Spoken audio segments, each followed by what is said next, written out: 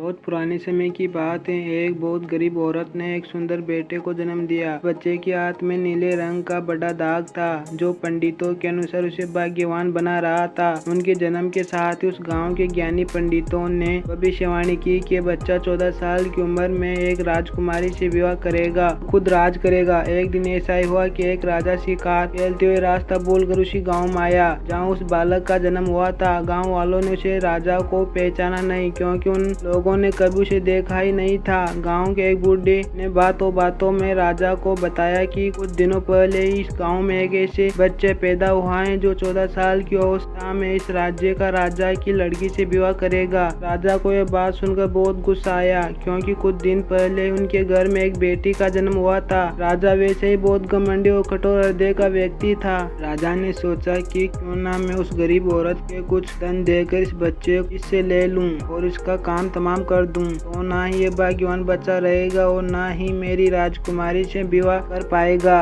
वो गांव के उस बूढ़े से बोले, बाबा तुम मुझे उस औरत के पास ले चलो, वो उस बच्चे को ठीक ढंग से नहीं पाल पाएगी, मैं उस बच्चे को अच्छे ढंग से पाल बड़ा करूंगा। बूढ़ा उस राजा को उस भाग्यवान बच्चे की माँ के पास ले गया। राजा ने उसे अपना बच्चा देने की विनती की और बोला, तुम बहुत गरीब हो, इस बच्चे को कैसे पाल सकोगी? ये बच्चा मुझे दे दो, मैं इसे बहुत अच्छी तरह पालूंगा। वो गरीब औरत उसे बच्चा देने से इनकार करती रही। तब राजा ने उसे बहुत सारा धन दिया और बोला, इस धन से तुम अपना पेट पालो और जब ये तुम्हारे भाग्यवान बेटा बड़ा हो जाएगा तो खुद ही तुम्हारे पास आ जाएगा। गरीब माँ ने सोचा, क्यों ये बहुत ही भाग्यशाली बच्चा है, इसलिए ये अमीर आदमी से लेने को आ पहुँचा, शायद ये ईश्वर की इच्छा है। बहुत सोच विचार के बाद वो गरीब औरत अपने बच्चे राजा को दे दिया। राजा ने उस बच्चे को ले लिया, एक लकड़ी के संदूक खरीदा और उस संदूक में डालकर बहते हुए पानी में छोड़ दिया। उसने सोचा कि दम घुटने से बच्चा इस संदूक अंदर ही मर जाएगा। वो ये सोचकर मन ही मन खुश हो रहा था कि उसने अपनी प्यारी सी बेटी को संचापति से बचा लिया। मारने वाले से बचाने वाला बड़ा होता है। ये उस बच्चे के साथ भी हुआ। वो लकड़ी का संदूक बहता बहता एक पंचक्की में जाकर अटक गया। उस पंचक्की पर काम करने वाले नौकर ने जब वो लकड़ी का बॉक्स देखा तो बहुत खुश हुआ। उसने सोचा कि उस बॉक्स में जरूर ढेर सारा धन होगा। उसने पानी में घुसकर इस बॉक्स को बाहर निकाला। जब उसने संदूक को खोला तो देखा कि गंदे कपड़े पहन एक बच्चा उसमें सो रहा था। नौकर ने सोचा कि ये बच्चा मेरे किस काम का, क्यों न मैं इस बच्चे को पंचक्की के मालिक के पास ले जाऊं, वो जरूर इसे अपने पास रख लेंगे, क्योंकि उनका अपना कोई बच्चा नहीं है। ऐसा सोचकर नौकर उस बच्चे को अपने मालिक के पास ले गया। पंचक्की के मालिक ने उसे बच्चे को देखा बहुत खुश हुआ। उसने सोचा कि शायद ईश्वर ने उनकी पत्नी की प्रार्थना सुन ली और इस बच्चे को उनके पास भेज दिया।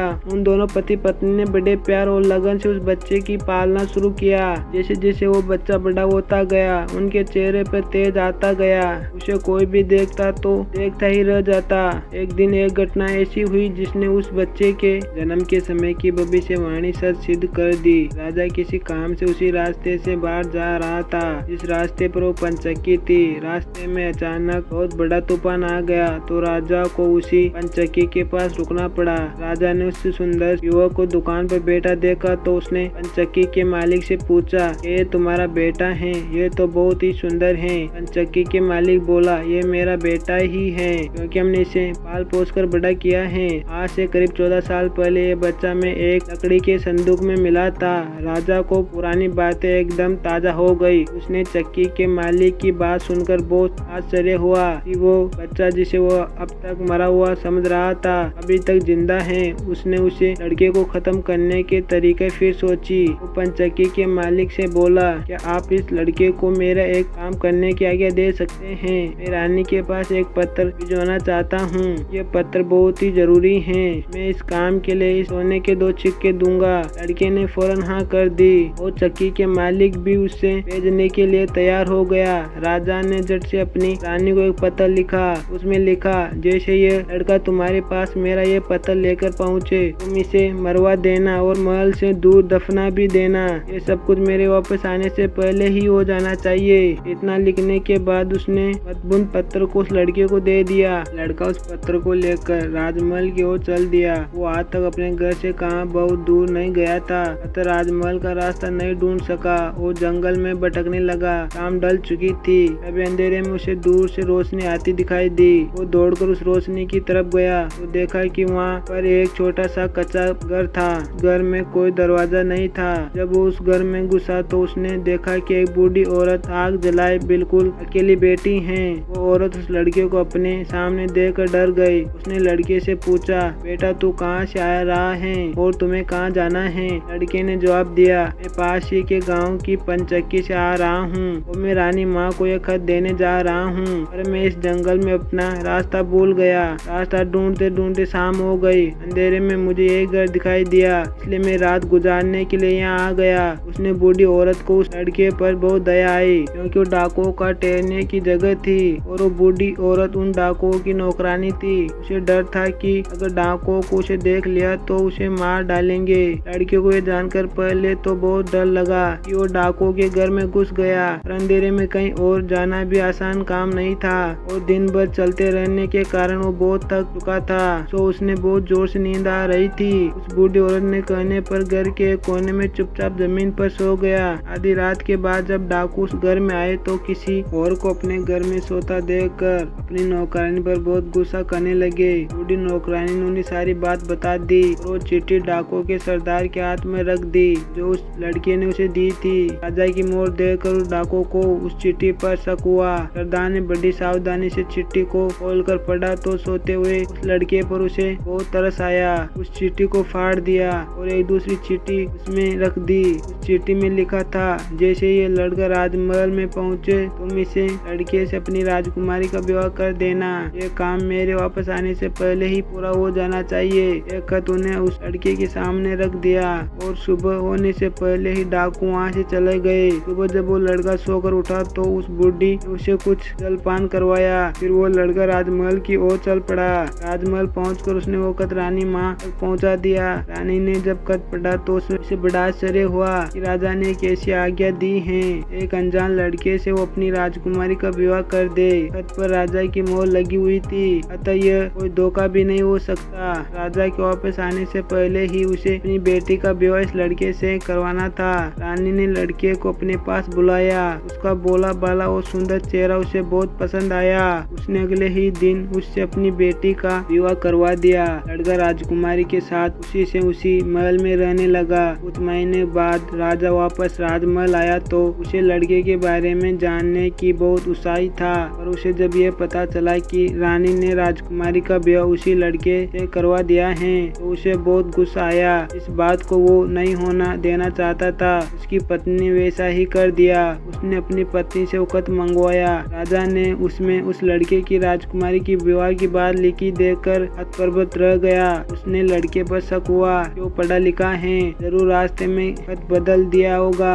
उसने लड़के को अपने पास बुलाया और उसे सच्चाई बताने की आज्ञा दी। लड़का बोलता है, राजन मुझे कुछ नहीं पता कि इस खत में आपने क्या लिखा था, कि मैं तो इसे ऐसे ही लेकर आ गया। हाँ, जंगल में मैंने एक पुराने घर में एक रात जरूर गुजारी थी, क्योंकि मैं राजमहल का रास्ता नहीं ढूंढ पाया था और जंगल में भटक गया था। राजा ने उस लड़के की बात पर विश्वास नहीं हुआ। वैसे भी राजा को उस लड़के से बहुत नफरत थी। वो नहीं चाहता था कि उनकी बेटी की शादी कराने के बाद वो इस राज्य का राजा बने। वो लड़के को बोला, मेरी गैरहाजिरी में मेरी रानी ने मेरी बेटी का विवाह तुमसे करवा दिया है, पर मैं इस शादी को तब तक अपनी सहमति नहीं दूंगा जब तक तुम मुझे शैतान के 3 बाल नहीं लाकर देगा। जब तक तू ये सोने के 3 बाल मुझे देगा तभी सही मायने में उसका पति बन पाएगा। राजा ने ऐसी असंभव शर्त इसलिए रखी थी कि 3 सोने के बाल ढूंढते ढूंढते ये लड़का कहीं मर खप जाएगा। इस प्रकार उसे इसे लड़के को अपने आप छुटकारा मिल जाएगा।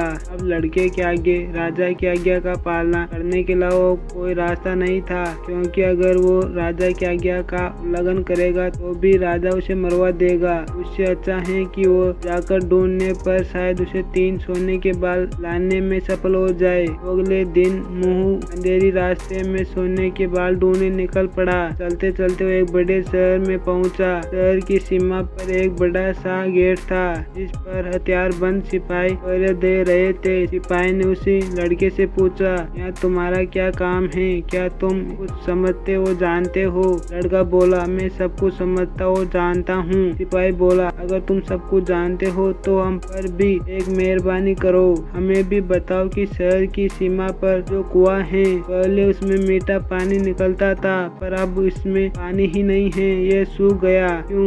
लड़का बोला, अभी तुम थोड़ा सब्र करो, जब मैं अपने काम खत्म करके वापस आऊंगा तब तुम्हें बताऊंगा। इतना कहकर वो गेट से निकल कर आगे गया। उसके बाद वो दूसरे शहर में बड़े गेट के पास पहुंचा तो वहाँ पर भी हथियारबंद सिपाही पहरा दे रहे थे। उस सिपाही ने भी उस लड़के से पहले वाले सिपाही जैसा सवाल पूछा तो लड़के ने उसे भी वही जवाब दिया। सिपाही बोला, अगर तुम सब कुछ समझते हो जानते हो तो कृपया करके मुझे इतना बताओ कि शहर की सीमा पर जो सेब का पेड़ लगा है उसमें पहले सोने के सेब लगते थे, पर अब यह पूरी तरह सूख गया है, अब इसमें पत्तियां भी नहीं लगती, ऐसा क्यों? लड़का बोला, थोड़ा इंतजार करो, अपना काम पूरा करके आने पर मैं इसका जवाब तुम्हें बताऊंगा। इतना कहकर वो आगे चल दिया। वो चलते चलते तीसरे शहर की सीमा पर पहुंचा तो वहाँ पर एक बड़ी सी नदी थी जिसमें एक छोटी सी नाव थी और एक नाविक उसे बैठा था। नाविक ने उससे पूछा, तुम यहाँ क्यों आए हो और यहाँ के बारे में क्या समझते हो जानते हो?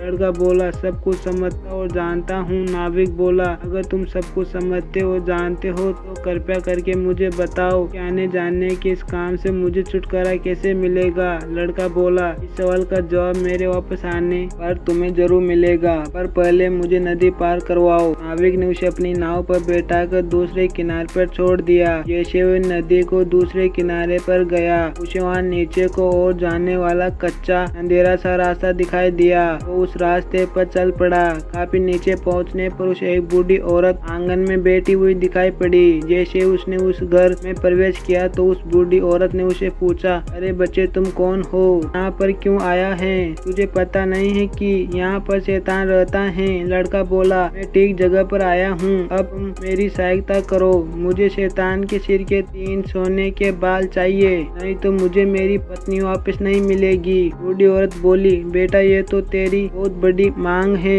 इसे पूरा करना इतना आसान नहीं है। जब राक्षस घर वापस आकर तुझे यहाँ देखेगा तो कच्चा ही चबा जाएगा, इसलिए मुझे ही तेरी रक्षा करनी पड़ेगी। उस बूढ़ी औरत ने उस लड़के पर तरस आ गया। उसने चीटा मारकर उसे अपने स्कर्ट में छुपा लिया। लड़का बोला, बूढ़ी माँ मुझे अपने 3 सवाल के जवाब भी पूछने हैं। पहला सवाल है, एक कुएं जिसमें पहले शरबत की तरह मीठा पानी निकलता था आजकल कैसे सूख गया? दूसरा सवाल है कि एक सेब का पेड़ जिस पर पहले सोने के सेब लगते थे अब उस पर पत्तियां भी नहीं लगती, वो पेड़ क्यों सूख गया? तीसरा सवाल है कि एक नाविक को क्यों हमेशा इधर से उधर जाना पड़ता है, उसे इससे छुटकारा क्यों नहीं मिलता? बूढ़ी दाई माँ बोली, ये तीनों बड़े ही कठिन सवाल हैं, इन सवालों के जवाब भी हमें राक्षस से ही मिल सकते हैं। मैं तेरे लिए ये कोशिश भी जरूर करूंगी, पर अब तू चुपचाप चुप जा, नहीं तो जिंदा नहीं बच सकता। शाम को राक्षस आ पहुंचा। अंदर घुसते ही उसने शोर मचाना शुरू कर दिया, मुझे अपने घर में किसी मनुष्य की गंध आ रही है, आज जरूर कुछ गड़बड़ है, यह कोई आदमी आया था। इतना कहकर उसने पूरे घर में जाकर देखा पर उसे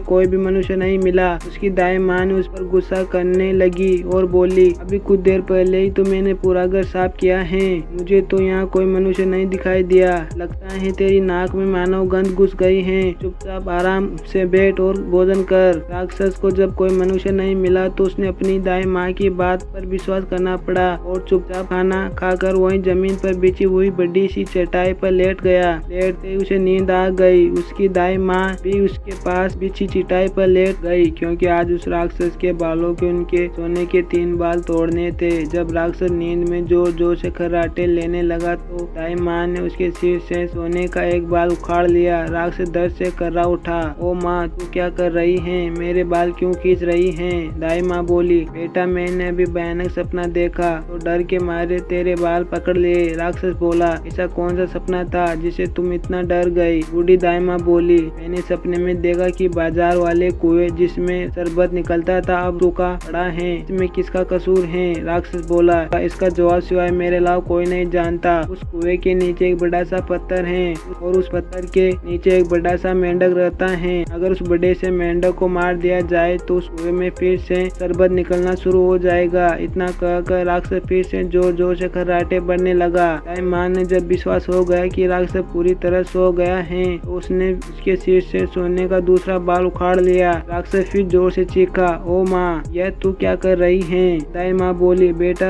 बुरा मत माना, मैंने फिर से एक अजीब सा सपना देखा था, तभी डर के मारे तेरे बाल मेरे हाथ में आ गए। राक्षस ने पूछा, ऐसा कौन सा सपना था जिसे तू इतना डर गई थी? बूढ़ी माँ बोली, मैंने सपने में देखा कि उस राज्य की सीमा पर जो सेब का पेड़ है जिस पर पहले सोने के सेब लगते थे अब सूख गया है, इसकी सूखने का क्या कारण है? राक्षस बोला, इस पेड़ की जड़ में एक चूहा रहता है जो इनके जड़ों को काट रहा है। अगर उस चूहे को मार दिया जाए तो वो पेड़ फिर से सोने के सेब देने लगेगा। पर अब तू मुझे अपने सपने से परेशान मत कर, मुझे चैन से सोने दे। इतना कहकर थोड़ी देर बाद वो राक्षस फिर जोर जोर से खर्राटे लेने लगा। जैसे ही बूढ़ी माँ को लगा कि राक्षस सचमुच सो गया है तो उसने तीसरा बार सोने का बाल उखाड़ लिया। अब तो राक्षस गुस्से में आग बबूला हो गया और वो दाई माँ को खरी खोटी सुनाने लगा। दाई माँ उसे शांत करने की कोशिश करने लगी, फिर बड़े प्यार से बोली, बेटा मैं इस अजीब सपने का क्या करूं? अभी अभी मैंने फिर से एक अजीब सपना देखा। राक्षस बोला, ऐसा कौन सा सपना देखा? जल्दी कहो, मुझे जोर से नींद आ रही है। बूढ़ी माँ बोली, मैंने सपने में देखा मुझसे एक नाविक शिकायत कर रहा था कि उसे हर समय इधर से उधर जाना पड़ता है, उसे इससे छुटकारा क्यों नहीं मिलता? इसमें उसका क्या कसूर है? राक्षस बोला, वो नाविक मूर्ख है, जिस दिन वो किसी और आदमी के हाथ में अपना चाबुक दे देगा उसे हर रोज के आने जाने से छुटकारा मिल जाएगा। इतना कहकर राक्षस फिर से अपनी चटाई पर लेट गया और खर्राटे लेने लगा। अब दाई माँ ने उस लड़के को अपने स्कर्ट से निकाला और उसे 3 सोने के बाल देते हुए बोली, अपने 3 सवालों के जवाब तू सुन ही चुका है, अब ये ले 3 बाल और तुरंत यहाँ से भाग जा। लड़के को असली रूप में करने के बाद दाई माँ ने झटके से उसे घर से बाहर निकाल दिया। लड़के ने हृदय से उसका धन्यवाद दिया और अपने ससुर के राज्य की ओर चल पड़ा। रास्ते में उसे फिर वही नाविक और पहरा देते हुए 2 सिपाही मिले। नाविक ने जब उससे दूसरी ओर उतारा तो वो लड़का बोला, तुम अपना ये टोल किसी और के हाथ में दे दो, तब तुम्हें इस रोज के आने जाने से छुटकारा मिल जाएगा। जब सिपाही को उसने उसके प्रश्न का उत्तर बताया तो उसने बहुत सारा धन एक गधे में लाद कर उस लड़के को इनाम के रूप में दे दिया। वो उस धन को लेता हुआ गधे को लेकर जब पहले सिपाही के पास पहुंचा तो उसने भी उनके प्रश्न का उत्तर बताया। उस सिपाही ने भी बहुत सारा धन एक गधे में लाद कर उसको इनाम दिया। अब वो सोने के 3 बाल और 2 गधे में ढेर सारा धन लेकर अपने ससुर के पास पहुंचा तो उसने देखकर राजा हैरान रह गया। 3 बाल और धन से भरे हुए 2 गधों को देखकर राजा ने उससे पूछा, तुम्हें यह इतना ढेर सारा धन कहाँ मिला? लड़का बोला, मैं नदी के उस पार गया था, वहाँ मुझे बहुत सारा धन मिला, उसमें से कुछ धन मैं अपने साथ ले आया। राजा को लालच आ गया। वो लड़के से बोला, क्या मैं भी नदी के उस पार से तुम्हारी तरह कुछ धन ला सकता हूँ? लड़का बोला, क्यों नहीं। उस नदी में नाव पर एक नाविक बैठा है जो अपनी नाव को आपको उस पार ले जाएगा, पर आप उसका चप्पू उससे लेकर नाव को खुद ही चलाएंगे तो नदी की दूसरी ओर पहुंचकर ढेर सारा धन ले आएंगे। लालची राजा इतना सुनकर नदी की ओर चल पड़ा। वो सचमुच एक छोटी सी नाव पर एक नाविक बैठा था। राजा उस नाविक के पास गया और उनके हाथ से उसका चाबुक लेकर खुद नाव चलाने लगा। अब उस नाविक को रोज के आने जाने से छुटकारा मिल गया और राजा को उस नाविक की जगह हर समय नाव को इधर उधर ले जाने की सजा मिली।